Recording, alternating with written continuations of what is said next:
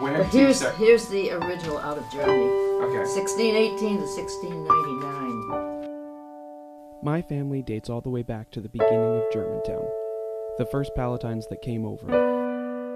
The Holsapples can trace their lineage back to the first steps off that boat and onto the banks of the Hudson River. In that time, we have been farmers, merchants, teachers, and craftsmen.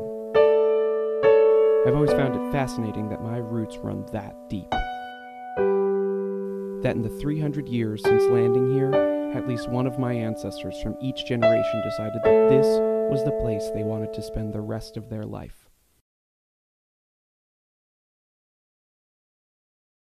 You know, they're called Palatines. They came from the section in Germany that's called the Palatinate. There was as many as 15,000 refugees that came from, you know, the Rhine Valley and were in, you know, England. The War of the Spanish Succession was going on at the same, you know, time. And Queen Anne had became, you know, queen in 1702 with the death of her, you know, sister Mary. So, you know, Queen Anne and Governor Hunter were trying to place these 15,000, you know, immigrants. So Hunter, being he was a military man and knew that the British Navy was dependent on Sweden and Russia for their naval stores, approached, you know, the border trade with his plan that, well, if we send some of them to the New World, we can, you know, we can produce our own naval stores and we won't be, you know, bound to Sweden and Russia for all of the naval stores that the British Navy was needing. Hunter negotiated with, you know, Robert Livingston, who had acquired in 1683 and 1684 160,000 acres, and they bought back 6,000 acres for this project, which we know as mostly Germantown, you know, today. They put them on ships the day before Christmas in 1709, but they weren't sure where they were going to go. So they kept sailing them around and sailing them around, and then finally they didn't leave until the spring of 1710. 470 either died on the way over or immediately after, but there also was 35 births, which amazes me. In the fall of 1710, they were brought up to here and established camps, what was called East Camp and West Camp. The couple years that the Palatines are here are complaining that they can't grow, you know, their vegetable garden and stuff like that. You know, so, you know, the land wasn't all that, you know, great for, you know, farming. It wasn't until years later when they figured out they could grow fruit trees and things like that that they became, you know, prosperous as far as farmers. They were mostly farmers, vintners, people that were raising grapes and stuff like that. But there was a large percentage of people with trades, but the trades were trades that were related to the farming.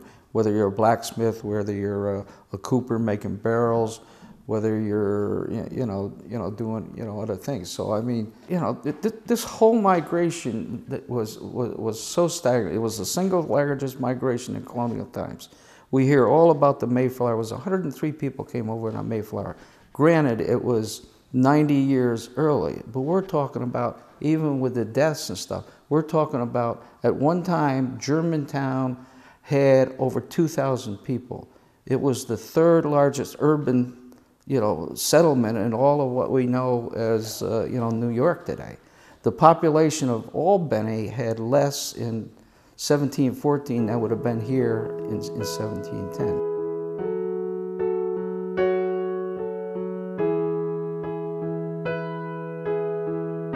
In 1861, when war finally did break out, people really at that point still did not know what they were in for. You know, it was going to be a 90-day war. It was going to be this one big battle, and it would all be over, and everybody be friends. And nobody really understood, you know, the breadth and the length and the sacrifice that would be taking place over the next 4 years.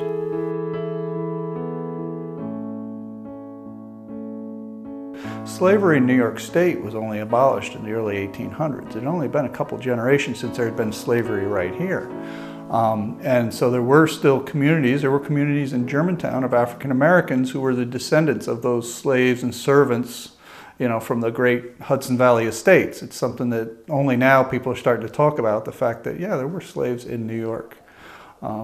So there were those descendants, there were African American communities, and there were right here in Germantown. You know, Charles Robinson was from Germantown. He was probably part of those little African American community that had been descendants from slaves or servants. And he was respected in the Germantown community. He, you know, had a certain amount of stature, even being an African American in the 1860s. With the Emancipation Proclamation in 1863, the Union Army was allowed to raise regiments of African American troops. And he enlisted in one of those regiments and did go off, did serve. He became a sergeant, actually, non-commissioned officer. He did survive. He suffered some disease along the way, but he did make it back, and he worked and lived in Germantown until his death many years later. He is in the Reformed Church Cemetery. In the back, you can see his military headstone.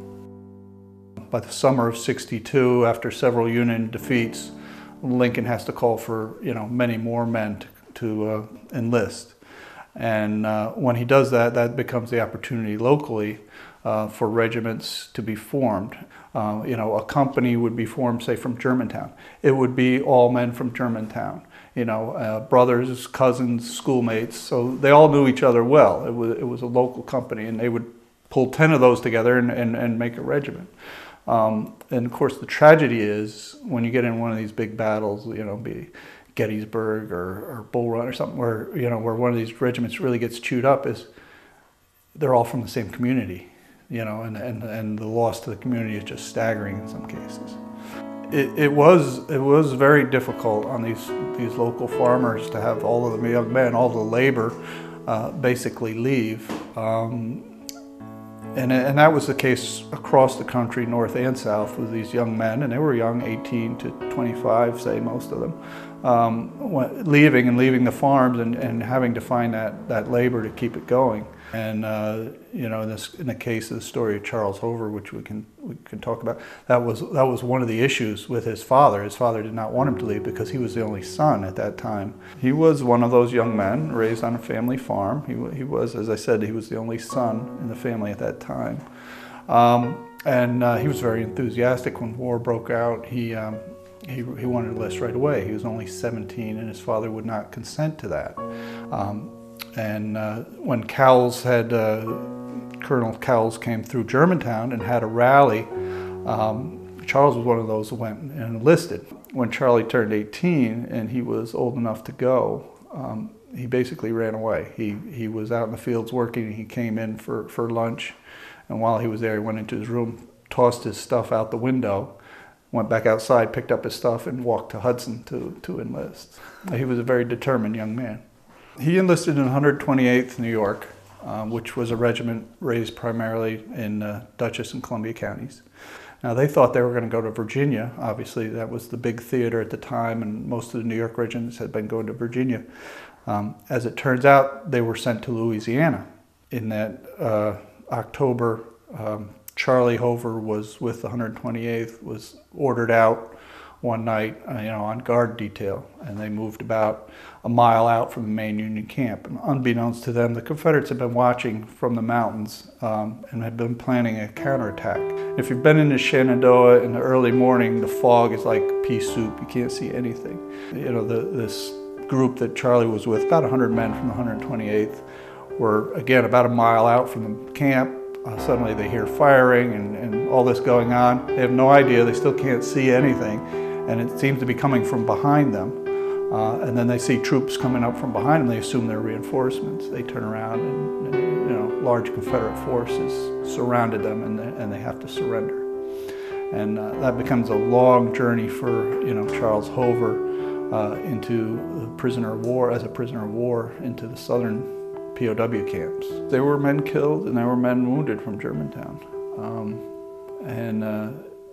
And that's always very difficult. It always impacts a small community.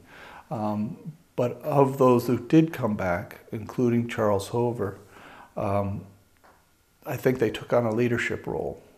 You know, they had seen the wider world, they had survived things that nobody else in this town had survived, and people looked to them, you know, for leadership. Sure, certainly Hover, you know, he became the postmaster. He eventually became town supervisor. He founded the Germantown Telephone Company. He was one of the founding members of the fire department. He had a very active political and social life, you know, in his later years, and certainly had a big impact on the town. And I think that was the case with a lot of these veterans, you know, those who could. They had a certain amount of stature when they came back to their small communities. I remember sitting in my 6th grade classroom. I was 11 years old and cramped into my desk. Miss Smith had invited an elderly woman to come in and talk to us about the history of our town. When she was all finished, I raised my hand and asked, "What was Germantown like when you were our age?" She stopped and looked toward the ceiling as if the answer was stuck next to one fluorescent light that had gone out earlier that morning. "Well," she said, "it's not the same as it used to be, but nothing's really changed." Well, let me see. I was born in Germantown on a farm. Part of my growing up was during the Depression, and we were probably poor, but we never knew it. We always had clothes and enough food to eat, and we didn't realize we were poor people, but we were. When I finished the country school, that was almost across from our house. That was the year that the central school in Germantown was finished. So I was in the first class of the high school.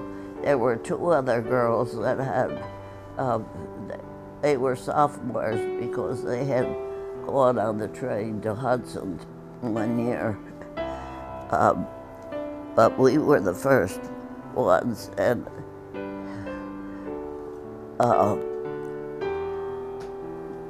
we had most of our teachers like English or languages, or there was no science then.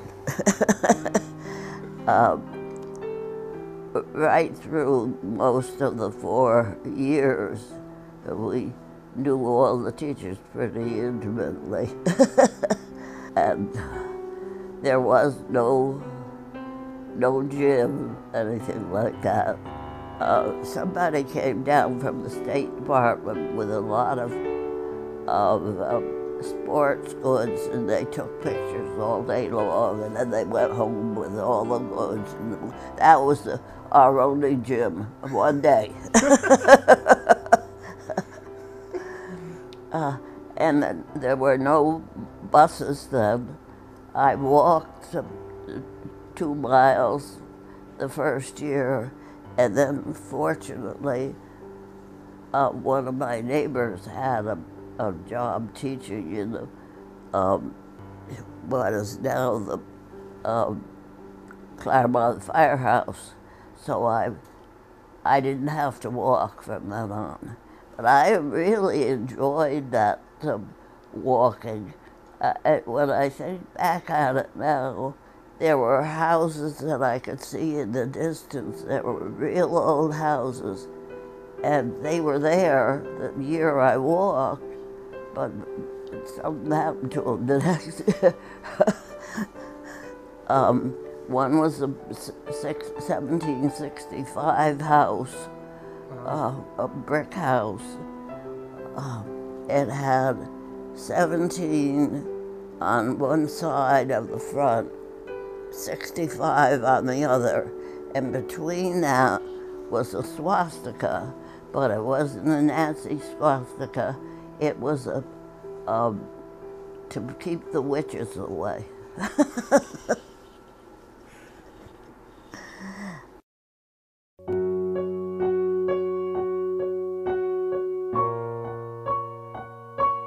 And was a school teacher in Germantown, a home ec. Yeah, I remember standing in the corner in town and seeing this girl go down through with her red raincoat. Pretty girl. And anyway, we got introduced, and my first introduction with her, I offered her a box of apples. Now, that's pretty big. When you're an introducer, you offer a girl a box of apples. Love at first sight, I guess. Yeah. And as of this week, I'm 89 years old. As of this week. So, yes, I am an old-timer, and I do qualify for history as far as agriculture is concerned in Germantown. I wasn't a farmer as a kid. Oh, I'd come down and visit my dad because he had a farm. I'd come down and visit and come down and eat a couple of apples or pick a few cherries, something like that. But no, I had no natural inclination. My father ran the cold storage. He owned the farms, but he was a gentleman farmer. I only remember him using a mower on a kind of Sunday or something like that. He was a weekend farmer.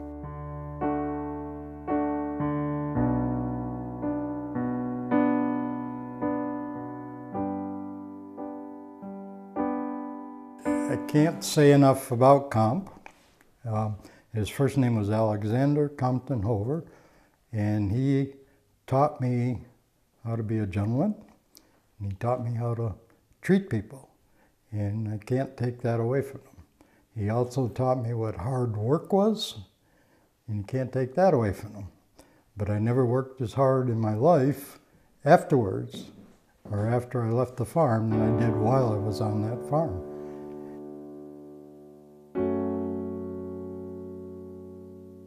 And this was just an old barn that we did the apple sorting right inside these two doors here. Right. The apple sorter was there.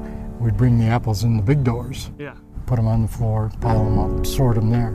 And woodchucks used to get into them. And my mother and stepfather used to sit on the front porch. I had an old 30-30. Every time a woodchuck go across the floor, I'd shoot him. And she couldn't get over the fact that I could hit the woodchuck from the front porch into the barn. Yep. Well, we lived about a mile from where we're sitting right now. This was the focal point of the community, and it was always a bicycle. That was our transportation, because there was a war on, and Dad was not going to buy gasoline to run kids around town.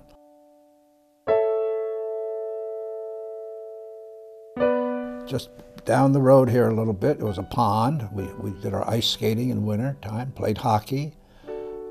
Kind of had to do our own thing. There wasn't much entertainment provided for anyone. There was a musical hall, what is now Otto's hardware store, and they had minstrels weekends only, and live plays. And I think in later years, I recall, they had movies too, only on Saturday night, once a week. In the summertime, we had to work on the farm. That was the system. There were no camps to go to. I remember in my later years, when I was a little older, I was allowed to drive the horses and put the pears, cherries, or whatever the crop might have been onto the wagon, and then driving into the packing house where we would pack the fruit. It was up on 9G. We had a farm that I thought was huge in those days. It was about 100 acres. And that was the days when the men wore raincoats and sprayed with lead and nicotine. Why they weren't killed, I'll never know. But no one knew they were poisonous, other than to insects. When the wagons were filled up and the crop had to be refrigerated. Then they got in a truck and we went down to the railroad station in Germantown. There were 2 cold storages, and we'd unload the trucks and or wagons, whatever the case might have been, into these coolers. They were by the railroad tracks, and then as the season progressed, they were shipped to, I guess, to New York City. At least they went south. I have to assume that was where they went. And I would work in the cold storage after school afternoons to pack the product up so we could ship them out. There were 2 cold storages in Germantown. My dad was the manager of one of them, so that's why I know. And beside that, there were several trucking firms. We'd take apples down to New York City. Anybody in Germantown had a fruit farm. Everybody. All your neighbors had a fruit farm.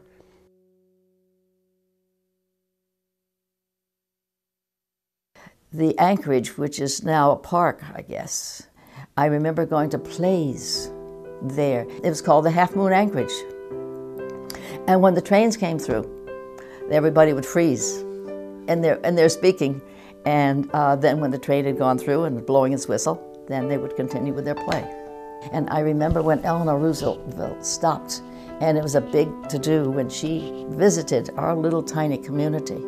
I remember as a young girl, the family beyond me here was called the Halls. She would ride through on her horse, Eleanor Roosevelt did, and would cross over the stream here, apparently.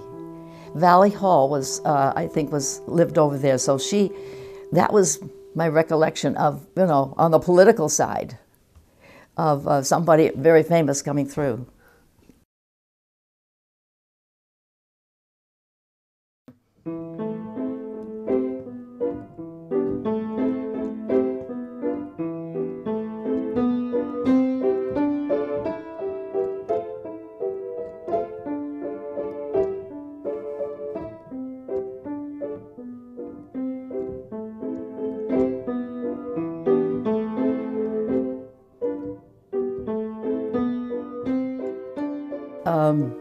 I think I really what you call, had a surrogate father. This is different. My sister married when I was young, and they lived here in Germantown, down on Woods Road. And her husband was also an RPI graduate, and he sort of became my surrogate father. I did things with them as a child. In fact, they lived here when they first got married. And I can remember doing things like ice boating on the river with them, because my father was older at that point. He would be in his 50s, where they were young and vigorous. And I can remember, this is crazy, but we won't do that today.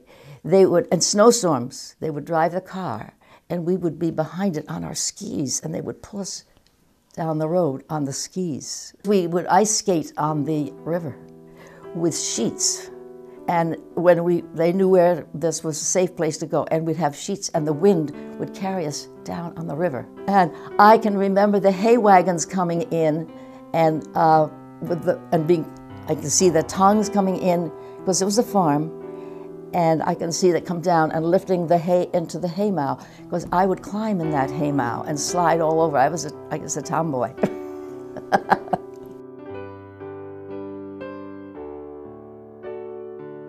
The first person, basically, I met was Mr. Backus, our next-door neighbor. And this was later on, towards the end of August. He stopped in and said his daughter was having a birthday, and he wanted to put together a hayride for her. And he didn't have a wagon. Well, Comp had 3 or 4 wagons, but they were all in need of repair. So he picked out one he wanted to use, looked like it'd be a good one, and I got the job of repairing it. And I worked and worked and worked and finally got it repaired. And we got it ready to go, and his daughter showed up with him and was looking it over, and she invited me to go on the hayride with him, which I thought was awfully nice of her. And they set me up with a blind date, and a young lady called Marjorie Hager, or Jerry as we got to know her. Turns out she was in my class when I went to school, and we had a pretty good time, except for some of the big bullies in town who decided at that time that it was more fun to drive by sitting on the fender of a car and throwing buckets of water on the people that were on the hayride. And they thought that was a big deal. They did it twice. Third time, I took a blanket, swung it, caught the guy on the front of the car, pulled him off, and immediately was told I'm in big trouble because he's this big blah, blah, blah, guy in town. I said, okay, fine. I live over there. Well, I was home one day, working in the barn all by myself, and I knew his car, and I saw his car pull up, and he got out, and he started over towards the garage, or the barn. I went right outside, looked him in the eye, and he said, you know, you taught me a lesson. He said, I could have been hurt really bad doing that. And you know what? I'm not going to do that stuff anymore. Got in his car and drove away, and that was the last I saw of him. Well, we had, in the summertime, we had neighbors' kids that came in almost every night before dark, and we played hide-and-go-seek or some of those games right up until it was too dark. And when miniature golf started in, the boys made their own miniature track out of logs, hollow logs, and stuff like that. And there weren't any girls my age, but there were boys. A brother that was a year younger, and his friends. So wherever they went, I went. There was a creek half a mile away. We lived along that creek. There was the South Cove at North Germantown, and we didn't do much fishing there, but we went down and watched the turtles, great big snapping turtles, as big as this. We trammed one way or the other, east or west, either to the creek or to the cove. And of course, we skated on the cove if we had skates. Most kids didn't have the kind you have now. They had kinds that you clamped on your shoes, which weren't too successful, but it was better than nothing. Everybody thinks apple growing is a simple, easy process. You go out and you pick them, put them in a basket, and sell.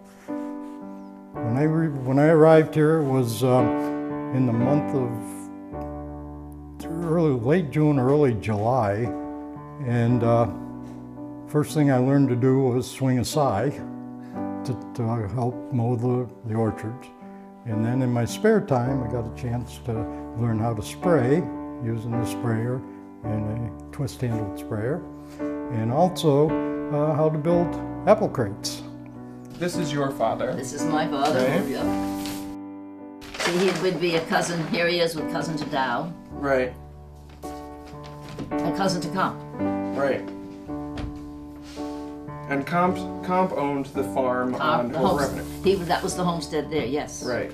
And his farm was one of the farms that would send everything down to cold storage, which your father built. Yes, and he was part of, they had a co-op, I think, for that cold storage.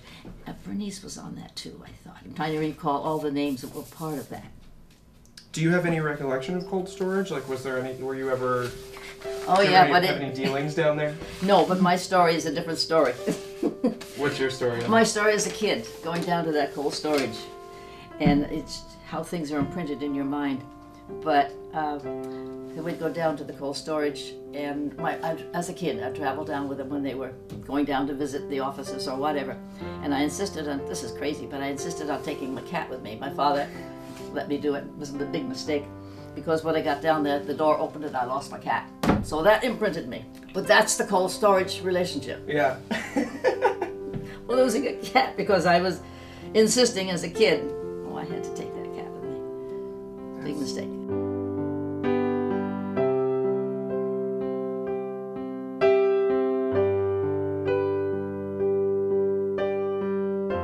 just a great feeling when you, during bloom time, walk out through an orchard.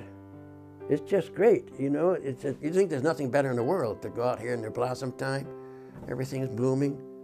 Or when you've had a successful season, the fruit is there and unblemished, and okay, that's nice. But then reality sets in, and you realize that half the time you're beat, either by hail or wind or drought. Half the time. That's I paint a pretty dismal picture, but it is dismal.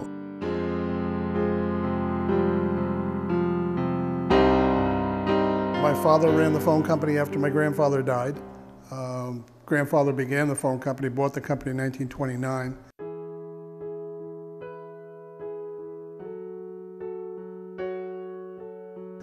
My father took over managing the phone company in 1958, and my father ran the company until 1984, when I became president, and then my brother and I ran the company since then. We lived the phone company because we were certainly right above the equipment, and so I was involved with every aspect of the company from birth, pretty much. Not many people can say, but I can say that my desk today, after 65 years, is the same place my crib was when I was born. So that's, not many people can say that. Same place, same room, same location. So it's kind of neat. Yeah, earliest memories are really riding with my father. We had open wire. We had 10 party lines. I mean, it was truly a 1950s independent telephone company existence. 10 party lines, open wire.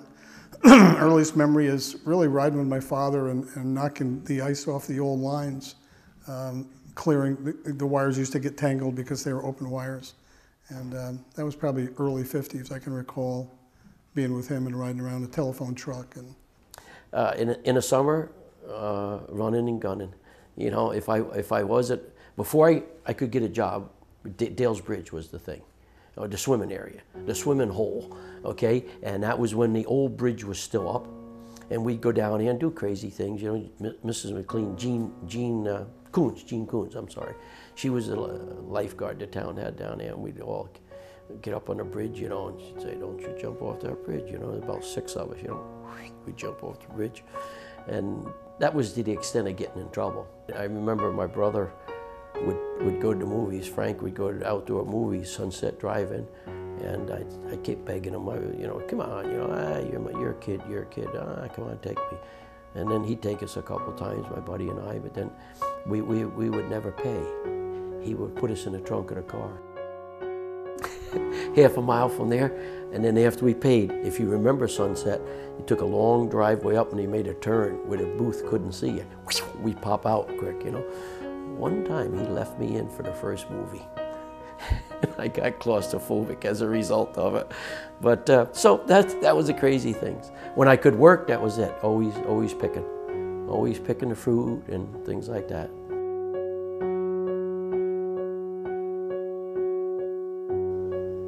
My buddies were gone. You know, my buddies were gone. Some of them. Bruce Bonesack was still here. I got in the fire company.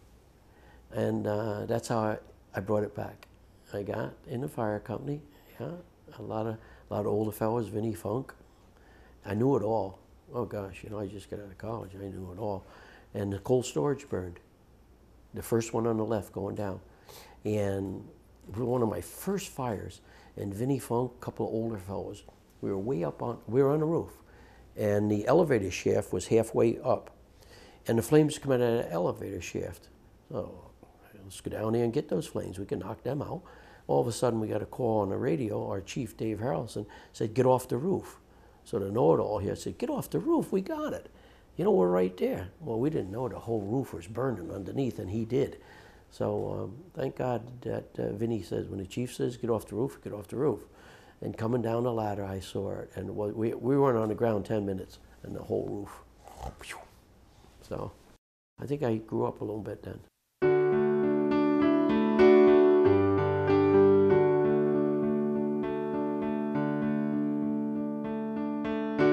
Oh, I knew all the kids. Gee whiz, almost every kid that graduated I knew back, 15 years ago. You do the bus run in the morning, and it took about an hour or so, and the same thing in the afternoon. And, it just kept falling into place, basically, as, I expanded. I ended up with 43 buses at the time of my sale 2 years ago. So.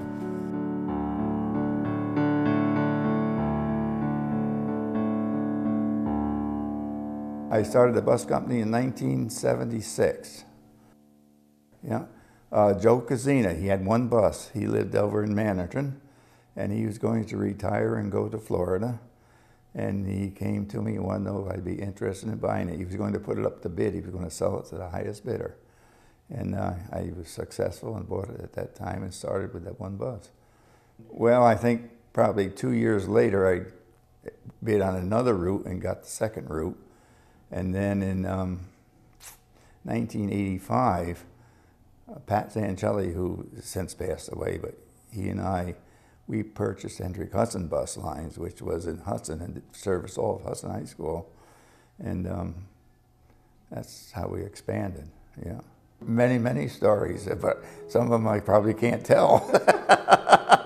So, no, it's amazing what kids will tell you, I'll tell you that. So. The school has definitely changed. Oh, I can remember washing kids' mouths out with soap if they said the word damn. Ooh, would I be in trouble today?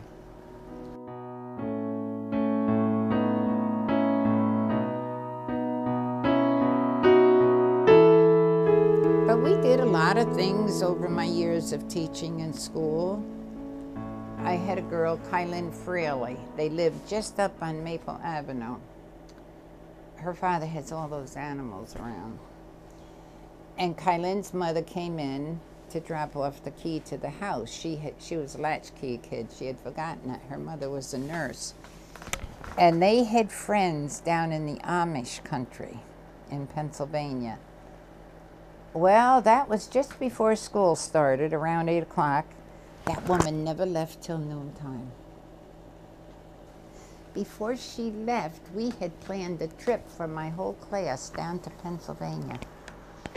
She had connection, and my daughters and I made them go with me one weekend. We went down, I lined everything up that the kids were going to see, and we raised every penny ourselves. For the bus, we took a school bus. We went Easter vacation, so the school couldn't say no because I was prepared to buy my own insurance.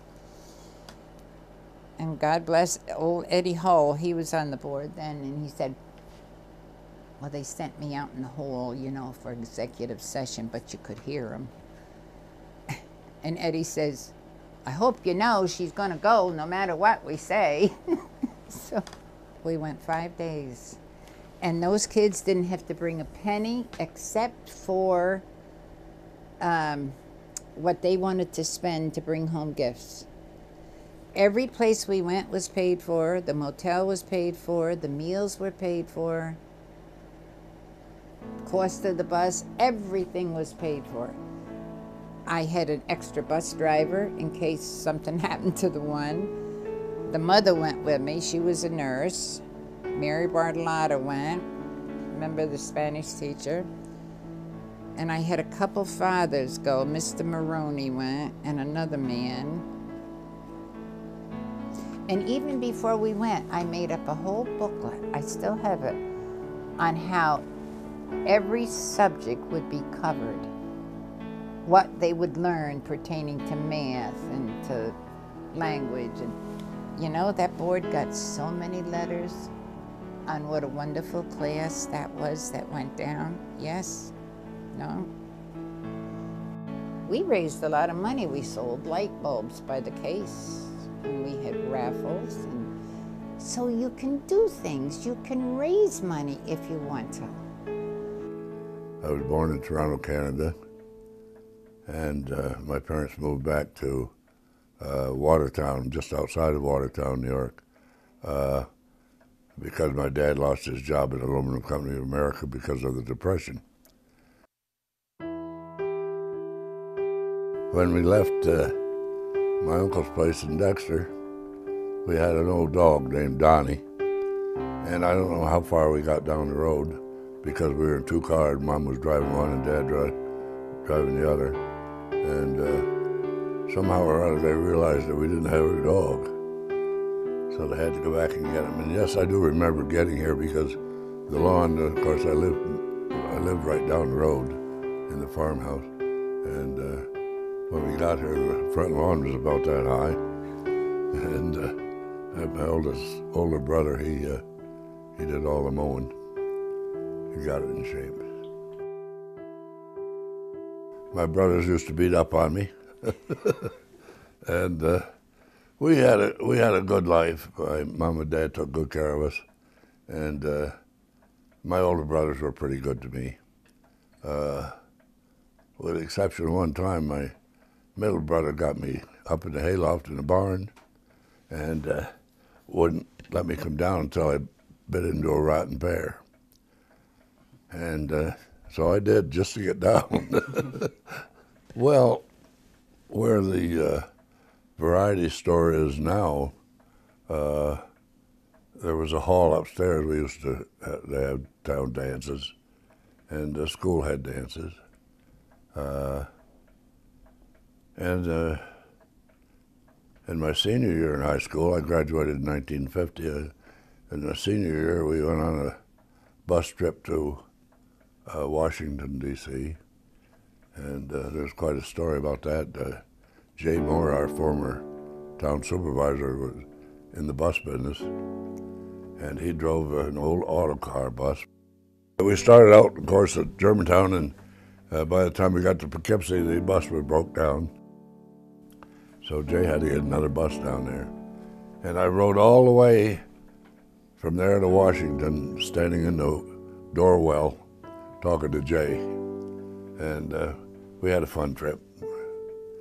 I started in a one-room schoolhouse down on County Route 6 by the Werner farm. And the teacher, I guess, boarded with us, although I can't remember him. Because I was so bad and devilish at home, Mr. Shealy said, "Oh, I'll take her on to school with me, don't worry." Well, then the next year we centralized in Germantown, and they should have kept me back in first grade, because I don't remember a blasted thing about elementary school, not a thing. I was always at least 2 years younger than anybody else. All the way through to the end of college, I was always 2 years younger, yeah. Because I was 16. I was 15 when I was a senior. And of course I signed up for driver training and I learned to drive, change tires, all those things you did back then. And then one day, Mr. Mortensen, the principal, he came to me, he said, "Mary," he said, "you can't take driver training anymore." I said, "Why?" He said, "You're not old enough for a permit." Well, heck, by that time I knew how to drive. I didn't have to bother.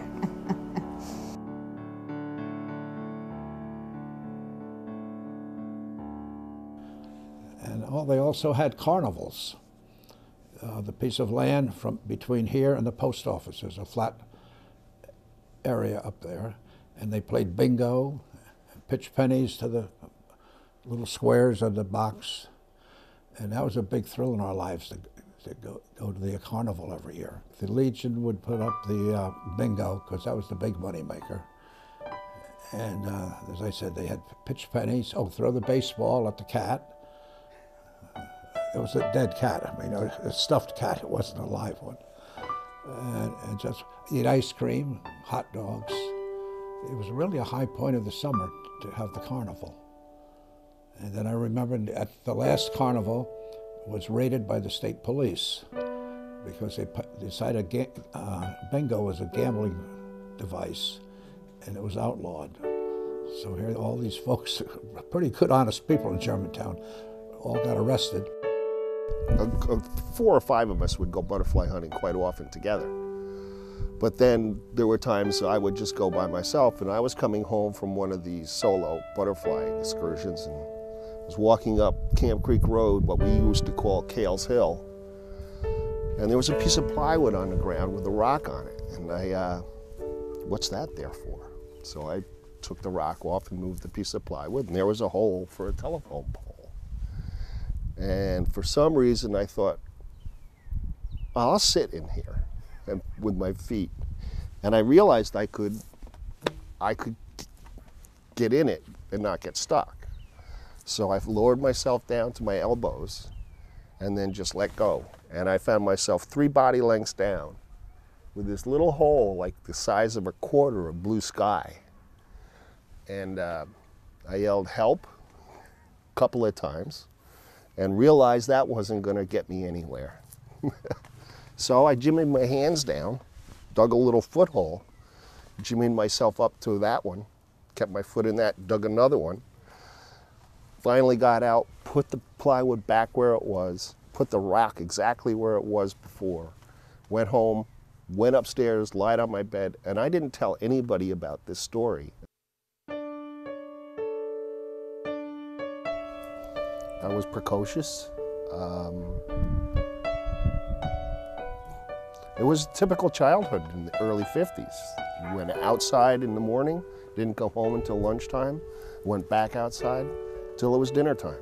And during the summer, you were called in when it was time to go to bed.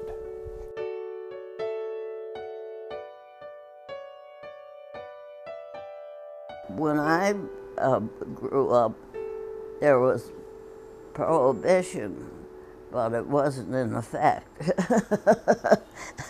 Now, if you knew the right people in Germantown, all the young people drank some, even high school kids, if they had a party. And during World War II, the meeting place for everybody who wanted to see the boys that were home on leave was Blue Gables. You know where that is.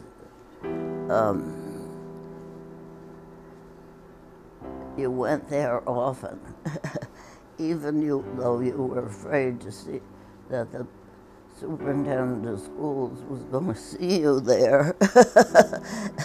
Nothing ever happened.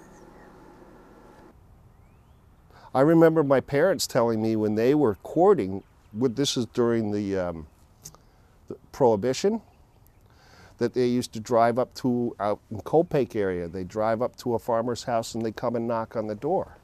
The farmer would open the door and they'd hand him 25 cents. He'd hand him a bottle of wine, but they never spoke because if they got caught, I never spoke to this guy.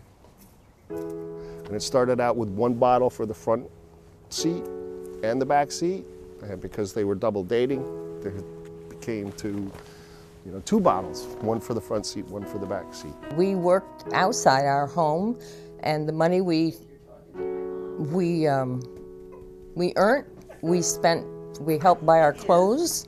We used to pay for like our school rings, our yearbooks, all those little things, that when you're bringing up 4 kids, back in those times, when only one parent worked, you didn't have that for. So that's, the kind of thing we did. So.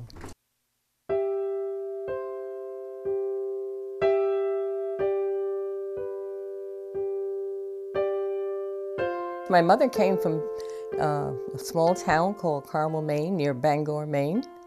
My father met her when he was selling maps, and they corresponded for a few years. And, he had to be in her town for a week before they could get married. And his parents went with him, and then when they got married, his parents traveled back with them. And of course, back then, it took them 2 days to get here. My mother, of course, back then didn't have the conveniences that we have now, and worked pretty hard, putting food on the table and doing laundry, which she did with an old-fashioned wringer washer. And my father, when I was real little, worked as a gatekeeper on the Railroad. He worked at the North Germantown crossing, and he worked at the crossing in Tivoli. Well, it's funny. A lot of the same people went to school with I still am very good friends with today. It really what makes this town, you know, it's typical small town America. You know, it's a patchwork quilt of families. And, you know, when you talk to people on the street, even today, people I went to school with, you're really not only talking to those people, you're really talking to their parents and their brothers and sisters and their uncles and aunts, because you got to know everybody. And being a child of the 50s and 60s, we were really the first to go outside and play, kind of maybe the last of the go outside and play children. And so we played a lot. I mean, our life in Germantown was pretty much wrapped around Boy Scouts, Girl Scouts, Little League, church groups, school activities. So you really got to know people and you got to know their families, and that's lasts a lifetime. And many, like I said, many of the people today who I'm still very close with are still here, and have watched them grow, have watched them have their children, you know, so I can remember their grandparents, and now I know their children. So it's a patchwork quilt.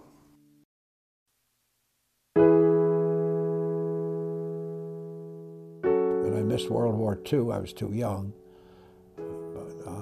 Most of the young men in those days went to war, and a lot of them never came back, too. It's a one-way trip. But we paid our dues, and those who were called went.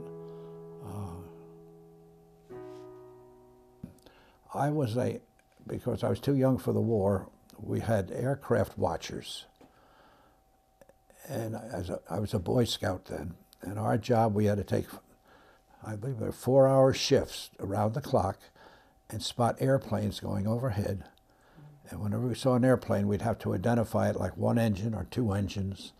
Then we had to call a dispatcher in Albany and report to him that a one-engine plane just went overhead north by northwest or whatever we clocked it at. And then they ran grids on all these planes, thinking the Germans were going to come over here. I really don't know how we thought that they could come over from Germany in a one-engine plane, but but all the Boy Scouts participated in that. It was around the clock, 7 days a week. And that's how we showed our patriotism, volunteer work. I graduated in 1943. Those were war years. World War II was on, so I couldn't wait to get out of Central and go to service. I volunteered right away for the Navy and joined all my friends because our graduation class was so minute. Most of the guys were going already. So it was strange circumstances. I was embarrassed to graduate. Anyway, went to the Navy for 3 years, saw the Pacific, several battles, and Hawaii, and I went to Japan. And we were all ready to land. We were stocked up and ready for the invasion of Japan. That was kind of memorable, because that was that close to invading Japan, and that would have been a mess. Thank God that didn't transpire. You know, that bomb messed up a lot of people, but it saved a lot of Americans too. I was in Panama at the time when the bombs went off, and thank God, you know, we were ready to go. It was that close, and I think it would have been like 100,000 casualties or something like that if that had ever happened, because those guys are fanatic.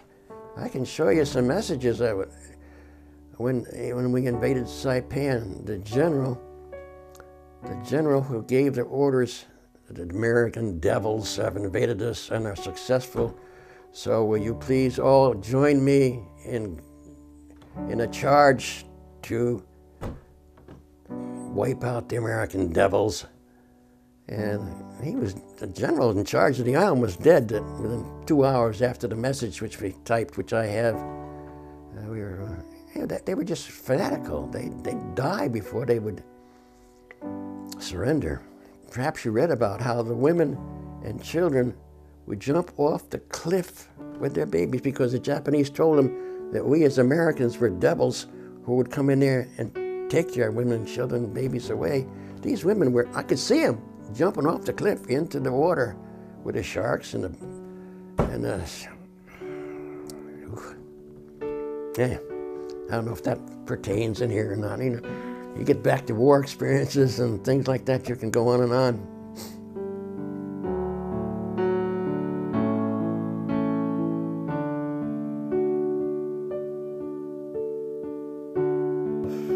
One of my first jobs was for Bob Ryder's mother, picking fruit and working on that farm, because he and Dad became good friends, and then his son was in my class. So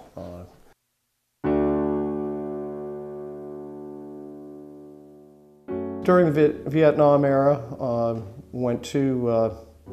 did basic and in Fort Dix, New Jersey.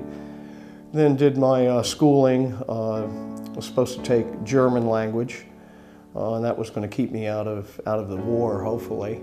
And I got out there and they hit me with Russian, so I did that for a short term and said, no, I'm getting out of here, and I was able to get out under honorable conditions. Well, locally I didn't view it as so much on edge. I was just one of the unlucky ones to have, I think they still had the lottery at that point, and because I wasn't in any type of school, I had no deferral. The biggest thing was, you know, at the time, you know, there were a lot of protests. There wasn't any support, you know, really for the people that were over there. It was a bad war. But locally in the town, business, everything was thriving around here. People were building brand new car dealerships, and I worked for a company, Capital Valley, that we had huge buildings going up in Kingston and Rhinebeck, and the economy was very good. It seemed that the older generation was more pro-war and knocking down communism than we were. I mean, when it first started, I was for the war. I thought, you know, we've got to go in there and fix it. My parents did too. My parents were Republican. But as it went on and on and on, and as I became of age, it seemed so ludicrous what we were doing. You saw, you know, battle action every night on the news. I saw that guy got shot through the head live on the TV. I also saw Lee Harvey Oswald get shot live on TV. They were really, I mean, it seems like everything was in a flux. Civil rights, the war, you know, assassination of both the Kennedys and Martin Luther King. It just felt like it. I mean, it wasn't the America we were taught in school. It was more real, and I don't know how to explain it. It was just, it didn't feel right. It was just, I don't know, it just didn't feel right.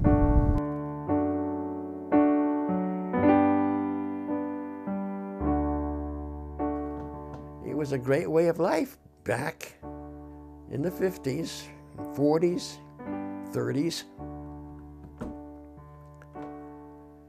Now they're all golf courses.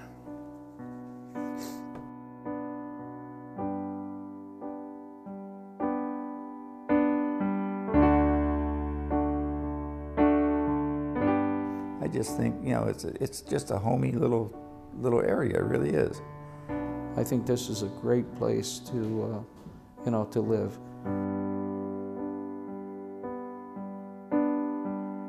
What else can you do? I mean, life's a struggle no matter what, but it's, I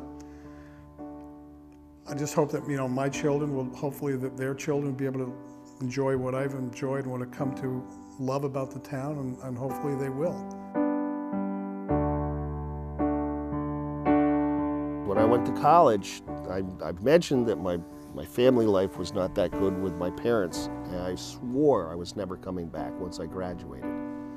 But every time I came back for a vacation, it just hooked me a little bit more. Until finally, done with college, done with my apprenticeship, where do I want to go? And I figured I had already ruined my reputation here. People knew that I was a little bit off and creative and see things differently, and I figured they would let me do it, and they did.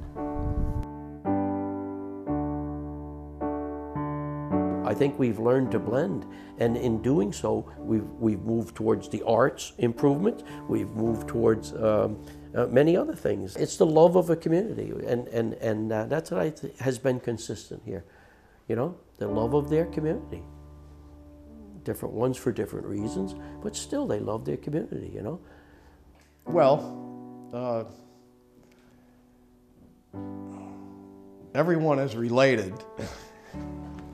Due to the Palatines, everybody's from the Palatines. There's been sort of a passed on or continuation of, well, that's the old Coons farm, or that's the old Harrelson farm, because we haven't lost all of our young people. That seems to be continued somewhat.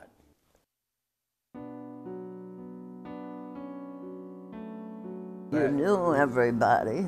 You liked some and some you didn't, but you knew them all.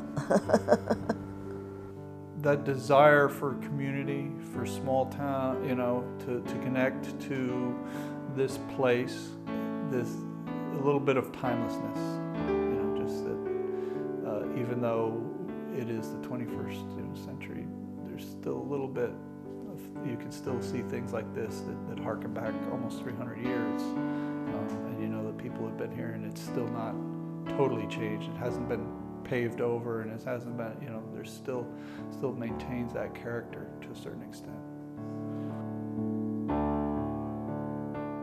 I hope that they can continue these small town relations of being able to know your neighbors. Oh, that's my home. I mean, I live in Livingston, but it's Germantown. I mean, my address is Germantown anyway, so. A lovely little community to raise your children. As far as I know, I can say we're pretty much crime-free. You can leave your door unlocked, although we don't recommend it. It's just a quiet little country town. Nothing great happens here. I see more people coming into this small community. I see more artists. I see how rich this is. People think there's a little community, there's nothing here. Oh, let me tell you, there's so much arts center here. There's music culture here. We may be a small school, but I say, are we so rich with what is being offered to this little community? It's amazing. And there is so much you can do, most anything you want here. On a cultural level. And I'm sorry that sometimes there is resentment about people coming in. The newbies versus the oldies. They enrich it, and they've come in more and more, and they're taking our old homes and refurbishing them. That is wonderful. It's my home. I don't know what else to say. Why not? It's just like a good start, and I really had big designs. That's my life.